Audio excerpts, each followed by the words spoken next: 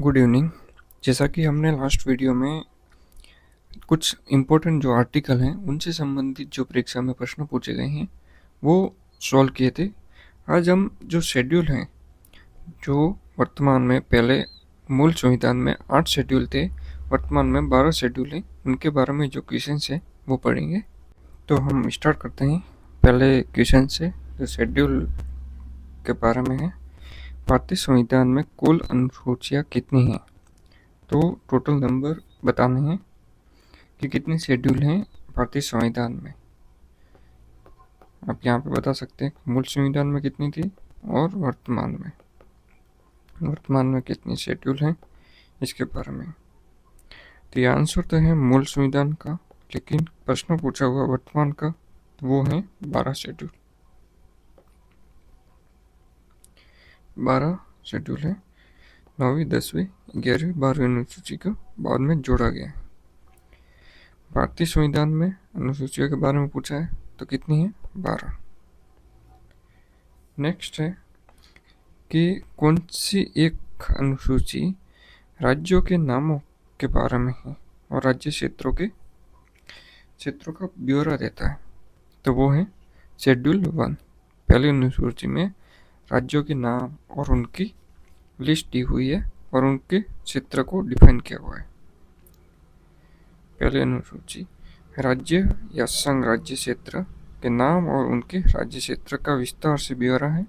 दूसरी अनुसूची में है वेतन का उपबंध किया गया है, जो संवैधानिक पदाधिकारी हैं उनके वेतन। तीसरी अनुसूची में शपथ का प्रारूप है। चौथी अनुसूची में राज्यसभा के जो स्थानों का बंटवारा है उसके बारे में दिया हुआ है। नेक्स्ट क्वेश्चन है भारतीय संविधान की 3rd अनुसूची, वो 3rd शेड्यूल है, क्या उपबंधित करता है? तो इसमें है कि संघ के मंत्री के लिए पद की शपथ का प्रारूप। क्या मंत्री पद की शपथ का प्रारूप इसमें है? तो एकदम सही है, मंत्री पद की शपथ का प्रारूप शेड्यूल 3 में है। उच्चतम न्यायालय के मुख्य न्यायाधीश द्वारा ली जाने वाली शपथ का प्रारूप, ये भी शेड्यूल 3 में है। भारत के राष्ट्रपति के लिए पद की शपथ का प्रारूप, ये भारत के जो राष्ट्रपति की जो शपथ का प्रारूप है वो आर्टिकल 60 में है, तो वो शेड्यूल में नहीं हो सकता। तो ये तीसरा गलत है। संसद के सदस्यों द्वारा ली जाने वाली शपथ का प्रारूप, यस, मंत्री की शपथ इसमें है तो संसद के सदस्यों को भी इसी में होगी। 1, 2 एंड 4 ओनली 3 गलत है, क्योंकि भारत के जो राष्ट्रपति हैं वो आर्टिकल 60 के तहत जो संविधान की शपथ है वो लेते हैं। इसमें कौन कौन 3rd अनुसूची में शपथ लेते हैं इसकी लिस्ट दी हुई है। संघ के मंत्री हैं, निर्वाचन के अभ्यर्थी हैं, अभ्यर्थी मतलब जो भी इलेक्शन में खड़ा हो रहा है, संसद के सदस्य हैं जो इलेक्ट होके आ जाते हैं, और जो न्यायाधीश हैं और सीएजी हैं वो भी यही शपथ लेते हैं। राज्य के मंत्री हैं वो भी इसी में लेते हैं।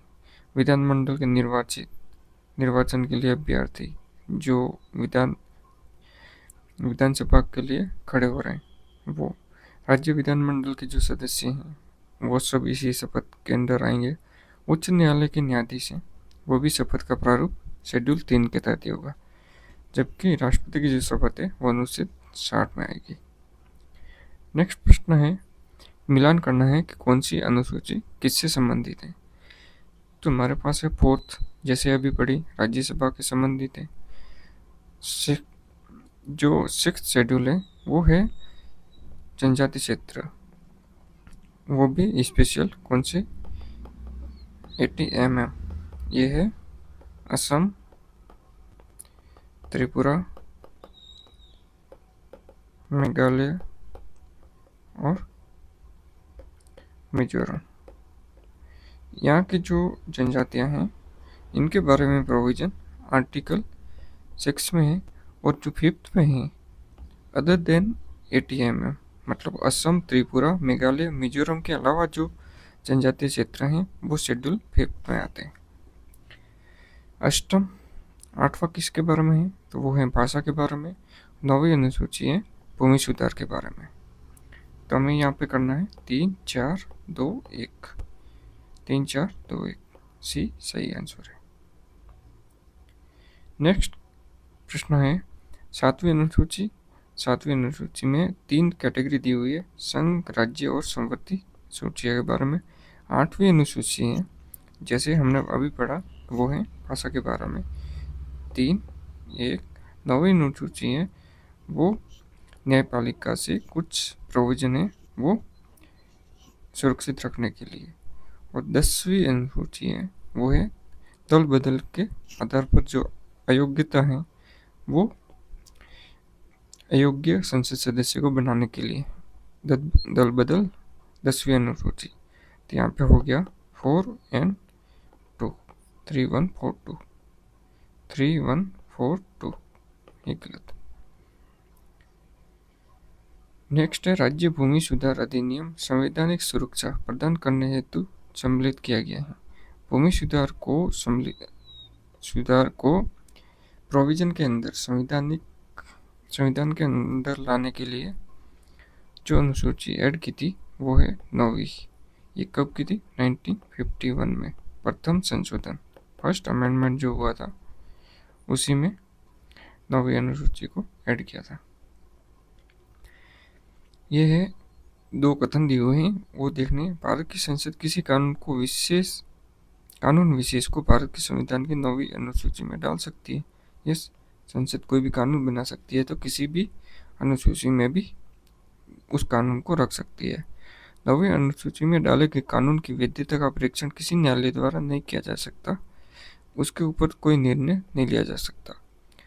इसीलिए कानून ये 9वीं अनुसूची बनाई थी, लेकिन जब संविधान सर्वोच्च न्यायालय के पास ये मामला गया तब बताया गया कि न्यायालय 9वीं अनुसूची में भी जो कानून है उनकी जांच की जा सकती है। तो ये सेकंड कथन गलत हो गया, तो इसमें केवल एक सही है। ये है इसका जो केस था उसके बारे में डिटेल में बताया गया है। वो था IR कोयलो बनाम तमिलनाडु के मामले में। ये निर्णय में स्पष्ट किया था कि कोई विशेष प्रविष्टि करने की शक्ति है वो दी गई है, लेकिन न्यायिक जो समीक्षा है वो सुप्रीम कोर्ट कर सकती है। इसमें एक और क्वेश्चन आया था, कोयलो केस भारत के कौन सी अनुसूची से संबंधित है? तो वो था 9वीं। कौन से कानून? भूमि कानून।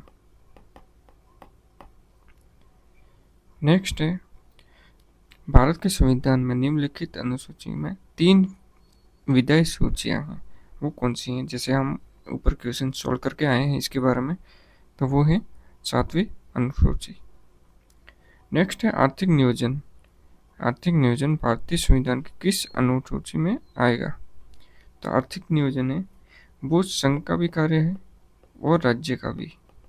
जब इन दोनों का कार्य है तो उसको संवर्ती सूची में ही ऐड करना पड़ेगा, नहीं तो फिर राज्य अलग करेगा और संघ अलग करेगा। इसलिए जो आर्थिक नियोजन है, इकोनॉमिक प्लानिंग है, वो संघ और राज्य मिलकर करते हैं, तो वो आएगा संवर्ती सूची में।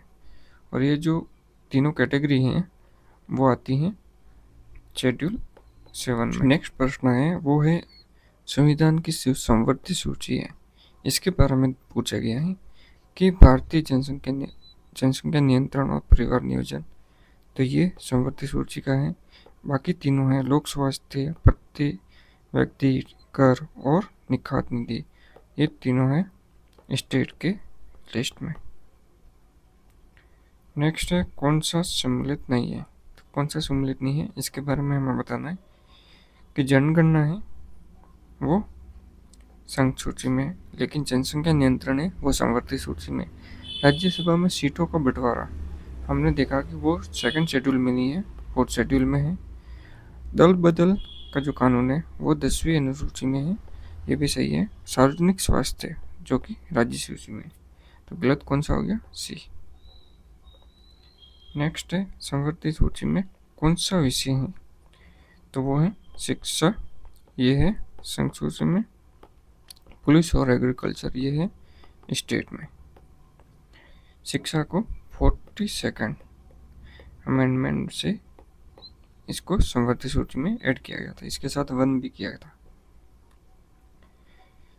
भारतीय संविधान के किस संशोधन में वनों को राज्य सूची से संवर्धित सूची में स्थानांतरित किया था, तो वो था 42वां संशोधन, जिसमें शिक्षा को भी संवर्धित सूची में स्थानांतरण किया था।